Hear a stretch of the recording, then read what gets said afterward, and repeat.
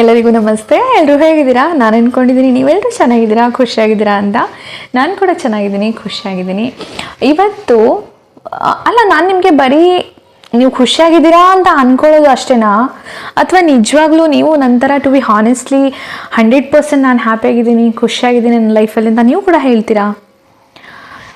ನಾನು ನಿಜವಾಗ್ಲೂ ಇವತ್ತು ಕೇಳ್ತಾ ಇದ್ದೀನಿ, ನಿಮ್ಮ ಲೈಫಲ್ಲಿ ನೀವು ನಿಜವಾಗ್ಲೂ ಹ್ಯಾಪಿಯಾಗಿದ್ದೀರಾ? ದಯವಿಟ್ಟು ಕಮೆಂಟ್ ಬಾಕ್ಸಲ್ಲಿ ತಿಳಿಸಿ. ಹಾನೆಸ್ಟಾಗಿ ಹೇಳಬೇಕು, ಆಯಿತಾ? ನಿಜವಾಗ್ಲೂ ನಾವು ತುಂಬ ಖುಷಿಯಾಗಿದ್ದೀವಿ, ಹ್ಯಾಪಿಯಾಗಿದ್ದೀವಿ ಅಂತ ನಿಮ್ಮ ಆತ್ಮಸಾಕ್ಷಿ ಮುಟ್ಟಿ ಹೇಳಿ ಖುಷಿಯಾಗಿದ್ದೀರಾ ಅಂತ. ನಾನು ಅಂದ್ಕೊಂಡಿರೋ ಮಟ್ಟಿಗೆ ಈ ಒಂದು ಪ್ರಪಂಚದಲ್ಲಿ 20% ಜನ ಮಾತ್ರ ಖುಷಿಯಾಗಿರೋದು, ಉಳಿದಿರೋಂಥ 80% ಜನ ಸ್ಯಾಡ್ ಆ್ಯಂಡ್ ಹ್ಯಾಪಿ ಅಲ್ವಾ? ಯಾಕೆ ಖುಷಿಯಾಗಿಲ್ಲ ಅಂತ ನಿಮಗೇನಾದರೂ ಗೊತ್ತಾ? ಬಟ್ ನನಗೆ ಗೊತ್ತಿದೆ ಯಾಕೆ ನೀವುಗಳು ಖುಷಿಯಾಗಿಲ್ಲ ಅಂತ. ನಾನು ಸರಿ ಹೇಳ್ತೇನೆ. ಅದಕ್ಕೂ ಮುಂಚೆ ನಾನು ಏನು ಹೇಳಕ್ಕೆ ಹೊರಡ್ತಿದ್ದೀನಿ ಗೊತ್ತಾ? ಈ ಒಂದು ವಿಷಯ, ಇವತ್ತಿನ ಒಂದು ಟಾಪಿಕ್ 5 ನಿಮಿಷದ್ದೇ ಇರ್ಬೋದು, ಬಟ್ ಕ್ಲಿಯರಾಗಿ ಕೇಳಿಸ್ಕೊಳ್ಳಿ. ಯಾರಿಗೆ ಗೊತ್ತು, ಡ್ಯಾಮ್ ಶೋರ್ ಇವತ್ತಿಂದ ಈ ವಿಡಿಯೋದಿಂದ ನಿಮ್ಮ ಜೀವನನೇ ಬದಲಾಗ್ಬೋದು, ಖುಷಿಯಾಗಿ ಕೂಡ ಇರ್ಬೋದು. ಕೆಲವೊಂದಿಷ್ಟು ಟಿಪ್ಸ್ನ ನಾನು ಇಲ್ಲಿ ಹೇಳ್ತೀನಿ, ಅದನ್ನು ಇವತ್ತಿಂದನೇ ಈ ಕ್ಷಣದಿಂದನೇ ಅಳವಡಿಸ್ಕೊಳ್ಳಿ, ಓಕೆನಾ? ಸೊ ಏನಪ್ಪ ಆ ಟಿಪ್ಸ್ ಅಂತಂದರೆ, ಹೌದು ನಿಮಗೆ ಫ್ರೆಂಡ್ಸ್ ಇದ್ದಾರಾ? ಇರಲೇಬೇಕು ಬಿಡಿ, ಫ್ರೆಂಡ್ಸ್ ಯಾರಿಗಿಲ್ಲ? Best friend, bestie, good friends ತುಂಬ ಜನ ಇದ್ದಾರೆ ಅಲ್ವಾ? ಅದು ಹುಡುಗರಿಗಾಗಿರ್ಬೋದು, ಹುಡುಗಿರಾಗಿರ್ಬೋದು ಅಲ್ವಾ? So okay, best friends bestie ಇದ್ದರೆ ಸಾಕಾ? ಓಕೆ, ಕೆಲವೊಂದು ಹೆಂಗೆ ಗೊತ್ತಾ? ಈಗ ನಾನು ನೀವು ಅಂತ ತಿಳ್ಕೊಳ್ಳೋಕ್ಕೆ ಹೋದರೆ ನಾವೇನು ಮಾಡ್ತೀವಿ, ನನಗೆ ಒಂದು ಪರ್ಪಲ್ ಕಲರ್ ತುಂಬ ಇಷ್ಟ, ನನ್ನ ಬಜೆಟ್ಗೆ ಆ ಡ್ರೆಸ್ ನನಗೆ ಸಿಕ್ಕಿದೆ, ಆ್ಯಂಡು ನನ್ನ ಬಾಡಿಗೆ ಫಿಟ್ ಆ್ಯಂಡ್ ಪರ್ಫೆಕ್ಟ್ ಆಗಿದೆ, ನನಗದು ಇಷ್ಟ ಕೂಡ ಆಗಿದೆ. ಆ ಡ್ರೆಸ್ಸಿಂದ ನನಗೆ ತುಂಬ ಖುಷಿಯಾಗಿದೆ, ಸ್ಯಾಟಿಸ್ಫ್ಯಾಕ್ಷನ್ ಕೂಡ ಇದೆ. ನನಗೆ ನನ್ನ ಬಜೆಟಲ್ಲಿ ಸಿಕ್ಕಿರೋ ಡ್ರೆಸ್ ಅಂತ ನನಗೆ ಸ್ಯಾಟಿಸ್ಫ್ಯಾಕ್ಷನ್ ಕೂಡ ಇದೆ. ಬಟ್ ನಾನೇನು ಮಾಡ್ತೇನೆ, ನನ್ನ ಫ್ರೆಂಡ್ ಇದ್ದಾಳೆ, ಬೆಸ್ಟ್ ಇದ್ದಾಳಲ್ವ, ಅವಳ ಹತ್ರ ಹೋಗಿ ಕೇಳ್ತೇನೆ, ಓಯ್ ನನಗೆ ಈ ಡ್ರೆಸ್ ಇಷ್ಟ ಆಯಿತು, ಚೆನ್ನಾಗಿ ಕಾಣಿಸ್ತಿದ್ಯಾ, ನನಗೊಪ್ಪತ್ತಾ ಈ ಡ್ರೆಸ್ಸು? ಕೇಳ್ತೇವೆ ಅಲ್ವಾ? ನೀವು ಹೀಗೆ ತಾನೇ ಮಾಡೋದು?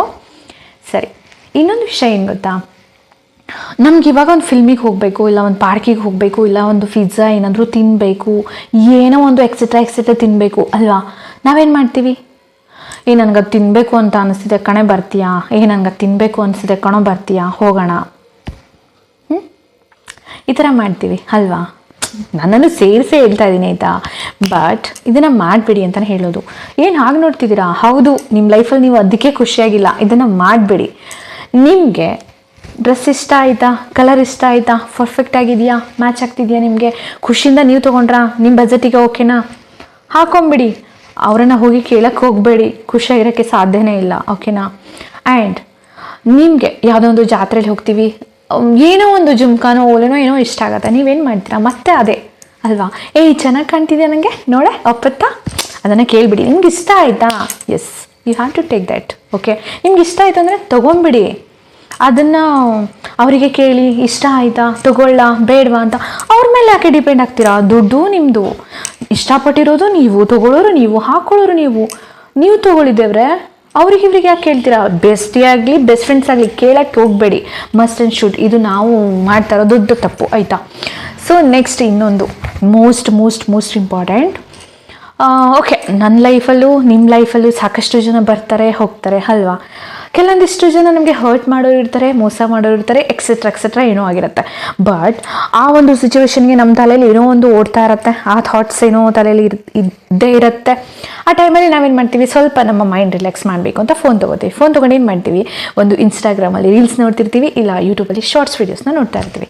ಅವಾಗ ಏನಾಗುತ್ತೆ ಅಂತಂದರೆ, ನಮ್ಮ ತಲೆಯಲ್ಲಿ ಏನು ವಿಷಯ ಕೊರಿತಾ ಇರುತ್ತೋ ಅದ್ರ ರಿಲೇಟೆಡ್ ನಮಗೆ ಶಾರ್ಟ್ಸ್ ವೀಡಿಯೋದಲ್ಲಿ ರೀಲ್ಸಲ್ಲಿ ಬಂದುತ್ತೆ.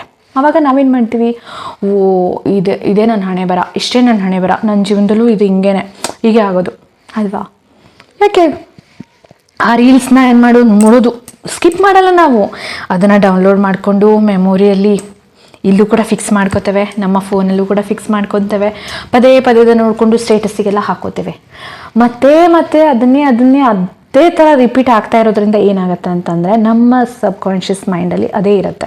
ಸೊ ನಮಗೆ ಪ್ರತಿಯೊಂದು ವ್ಯಕ್ತಿಯಿಂದ ಕೂಡ ಅದೇ ಥರ ಹಾನಿಗಳೇ ಆಗ್ತಾ ಇರುತ್ತೆ. ಸೊ ಹಾಗಾಗಿ ನಾನು ಹೇಳೋದು ಏನು ಅಂತಂದರೆ, ಇಂಥ ಒಂದು ಕೆಲವೊಂದಿಷ್ಟು ರೀಲ್ಸ್ಗಳು, ಶಾರ್ಟ್ಸ್ ವಿಡಿಯೋಸ್ಗಳು, ಸ್ಟೇಟಸ್ಗಳು ನಿಮಗೆ ರಿಪೀಟ್ ಆಗ್ತಾ ಇದ್ರೆ ಅದನ್ನು ಸ್ಕಿಪ್ ಮಾಡಿ ಖುಷಿಯಾಗಿರೋದನ್ನು ನೋಡ್ಕೊಂಡು ಹೋಗಿ. ಫಾರ್ ಎಕ್ಸಾಂಪಲ್, ಒಂದು ಏನು ನಾನು ಹೇಗೆ ಅಂದರೆ, ಈಗ ಆ ಥರ ಸ್ಯಾಡ್ಸ್ ವಿಡಿಯೋಸ್ನೆಲ್ಲ ಜಾಸ್ತಿ ನೋಡಲ್ಲ, ಅದನ್ನು ಸ್ಕಿಪ್ ಮಾಡ್ತಾ ಹೋಗ್ತಾನೆ. ನನಗೆ ತುಂಬ ಇಷ್ಟ ಆಗತ್ತೆ ಅಂತ ಅನ್ಸಿದ ತಕ್ಷಣ ಯಾವುದೋ ಒಂದು ಡಾನ್ಸ್ ಮಾಡಬೇಕು, ಅಥವಾ ಫಾರ್ ಎಕ್ಸಾಂಪಲ್ ಬಳೆ ಬಳೆ ಚಂದದ ಚಂದುಳ್ಳಿ ಹೆಣ್ಣು ನೀನು, ಇಂಥ ಒಂದು ಸಾಂಗ್ ಬಂತು ಅಂದರೆ ಇದು ನನಗೋಸ್ಕರನೇ, ಆ ಹಾಡು ಲಕ್ಕಿ, ತುಂಬ ಲಕ್ಕಿ ಅಲ್ವಾ ನಾನು, ಓಕೆ ಈ ಹಾಡು ನನಗೋಸ್ಕರ, ಇದನ್ನು ನಾನು ನನಗೋಸ್ಕರನೇ ಬರೆದಿರೋದು, ನನಗೆ ಅಂತ ಇರೋದು ಅಂತ ನಾನು ಈ ಥರ ವಿಡಿಯೋಸ್ಗಳನ್ನು, ಈ ಥರ ಕೆಲವೊಂದಿಷ್ಟು ಕೆಲವೊಂದಿಷ್ಟು ಸಂದರ್ಭ ಸ್ಟೇಟಸ್ಗಳನ್ನು ಅಥವಾ ರೀಲ್ಸ್ಗಳನ್ನು, ಒಳ್ಳೆ ರೀಲ್ಸ್ಗಳನ್ನು ನನಗೆ ಅಂತಲೇ ಬರೆದಿರೋದು ಅಂತ ಕ್ಯಾಚ್ ಮಾಡ್ಕೋತಾನೆ.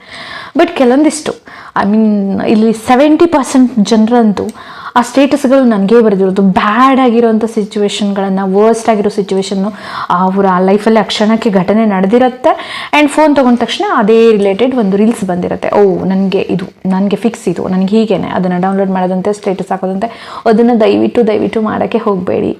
ಇದರಿಂದ ಇಡೀ ಲೈಫಲ್ಲಿ ನೀವು ಯಾವತ್ತೂ ಕೂಡ ಖುಷಿಯಾಗಿರೋಕ್ಕೆ ಸಾಧ್ಯ ಇಲ್ಲ. ಆ್ಯಂಡ್ ಇನ್ನೊಂದು ಮೋಸ್ಟ್ ಇಂಪಾರ್ಟೆಂಟ್, ಯಾವುದೋ ಒಂದು ವಿಷಯದಲ್ಲಿ ನಿಮಗೆ ಎಲ್ಲೋ ಒಂದು ಕಡೆ ಅವಕಾಶ ಸಿಗಲಿಲ್ಲ, ನನಗೆ ಅವಕಾಶ ಕೊಡೋರು ಯಾರಿಲ್ಲ ಅಂತ ದಯವಿಟ್ಟು ಕೊರಗೋಕ್ಕೆ ಹೋಗಬೇಡಿ. ಎಲ್ಲ ವಿಡಿಯೋಸಲ್ಲಿ ಆಲ್ಮೋಸ್ಟ್ ನಾನು ಎಲ್ಲ ಕಡೆ ಹೇಳ್ತಾ ಬಂದಿರೋದು, ಅವಕಾಶಗಳನ್ನು ನಾವೇ ಹುಟ್ಟಾಕ್ಸ್ಬೇಕೇ ಹೊರತು ಯಾರೋ ನಮಗೆ ಅವಕಾಶಗಳನ್ನು ಕೊಡ್ತಾರೆ ಅಂತ ಕಾಯಬಾರ್ದು. ಅದು ಯಾವುದೇ ವಿಷಯದಲ್ಲಾಗಿರ್ಬೋದು, ಆಯಿತಾ, ಪ್ರತಿಯೊಂದರಲ್ಲೂ ನಾವೇ ಅವಕಾಶನ ಹುಡ್ಕೊಂಡು ಹೋಗಬೇಕು. ಓಕೆ, ಸೊ ಇನ್ನು ಮೋಸ್ಟ್ ಇಂಪಾರ್ಟೆಂಟ್ ಅಂದರೆ ಯಾವಾಗಲೂ ಹೇಳ್ತಾ ಇರ್ತೀನಿ ಗುರು, ನಾನು ಪಾಸಿಟಿವ್ ಆಗಿ ಥಿಂಕ್ ಮಾಡಬೇಕು, ಚಿಕ್ಕ ವಿಷಯಗಳಲ್ಲಿ ಖುಷಿನ ಕಾಣಿ. ನಾನು ಲಾಸ್ಟ್ ಟೈಮ್ ನನ್ನ ಪರ್ಸ್ನಲ್ ಡೈರಿ ಅನ್ನೋ ಒಂದು ವಿಡಿಯೋದಲ್ಲಿ ನಾನು ಇದನ್ನು ಶೇರ್ ಮಾಡಿದ್ದೇನೆ.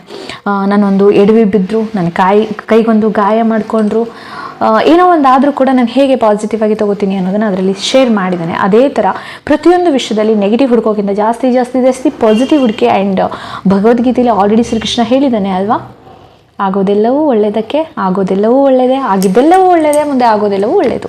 ಸೊ ನಮ್ಮ ಕೈಲಿ ಏನೂ ಇಲ್ಲ ಅಲ್ವಾ. ಸೊ ಆದಷ್ಟು ನಾವು ನೆಗೆಟಿವ್ ಥಿಂಕ್ ಮಾಡೋಕ್ಕಿಂತ ಪಾಸಿಟಿವ್ನ ಥಿಂಕ್ ಮಾಡ್ತಾ ಹೋದರೆ ನಮ್ಮ ಲೈಫಲ್ಲಿ ನಮ್ಮಷ್ಟು ಖುಷಿಯಾಗಿರೋರು ಯಾರೂ ಇಲ್ಲ. ಓಕೆ, ಸೊ ಈ ಒಂದು ಟ್ರಿಕ್ಸ್ನ ಇವತ್ತಿಂದನೇ ನೀವು ಕೂಡ ಈ ಕ್ಷಣದಿಂದನೇ ಫಾಲೋ ಮಾಡಿ. ಜಸ್ಟ್ 1 ವಾರ ಮಾಡಿ, ನೀವೇ ಹೇಳ್ತೀರಾ ಬಂದು, ಐ ಆಮ್ ಡ್ಯಾಮ್ ಶೋರ್ ನೀವೇ ಬಂದು ಹೇಳ್ತೀರಾ, ನಿಜವಾಗ್ಲೂ ಈ ಲಾಜಿಕ್, ಈ ಮ್ಯಾಜಿಕ್ ನನ್ನ ಲೈಫಲ್ಲಿ ವರ್ಕ್ ಮಾಡ್ತು ಅಂತ. ಓಕೆನಾ, ಒಂದು ಸಲ ಮಾಡಿ ನೋಡಿ, ನಿಮ್ಮಷ್ಟು ಖುಷಿಯಾಗಿ ಬೇರೆ ಯಾರು ಇರೋಕ್ಕೆ ಸಾಧ್ಯನೇ ಇಲ್ಲ. ಇದನ್ನು ಫಾಲೋ ಮಾಡಿದರೆ ಮಾತ್ರ. ಓಕೆನಾ, ಸೊ ಇವತ್ತಿನ ಈ ಒಂದು ಪುಟ್ಟ ವಿಡಿಯೋ ಈ ವಿಷಯದ ಪರ ಆಗಿತ್ತು, ನಿಮಗೆ ಇಷ್ಟ ಆಗುತ್ತೆ ಅಂತ ಅಂದ್ಕೊಂಡಿದ್ದೀನಿ. ಸೊ ಇಷ್ಟ ಆಗಿದೆ ದಯವಿಟ್ಟು ಒಂದು ಲೈಕ್ ಇರಲಿ. ಹಾಗೆ ನನ್ನ ಚಾನಲ್ನ ಇನ್ನೂ ಸಬ್ಸ್ಕ್ರೈಬ್ ಮಾಡಿಲ್ಲ, ಈ ಥರ ಹೊಸ ವಿಷಯಗಳಿಗೋಸ್ಕರ, ಹೊಸ ಜೀವನದ ಬದಲಾವಣೆಗೋಸ್ಕರ ನನ್ನ ಚಾನಲ್ನ ಸಬ್ಸ್ಕ್ರೈಬ್ ಮಾಡಿಕೊಂಡು ಸಪೋರ್ಟ್ ಮಾಡಿ. ಹಾಗೆ ನಿಮ್ಮ ಅಭಿಪ್ರಾಯನ ತಪ್ಪದೆ ಕಮೆಂಟ್ ಬಾಕ್ಸಲ್ಲಿ ಮೆನ್ಷನ್ ಮಾಡಿ ಅಂತ ಹೇಳ್ತಾ ಇವತ್ತಿನ ಈ ವಿಡಿಯೋನ ಇಲ್ಲಿಗೆ ಏನು ಮಾಡ್ತಿದ್ದೀನಿ. ಸೊ ಮತ್ತೆ ಸಿಗ್ತೀನಿ ಮತ್ತೊಂದು ವಿಡಿಯೋದೊಂದಿಗೆ. ಅಲ್ಲಿವರೆಗೆ ಎಲ್ಲರಿಗೂ ಕೂಡ ನಮಸ್ತೆ.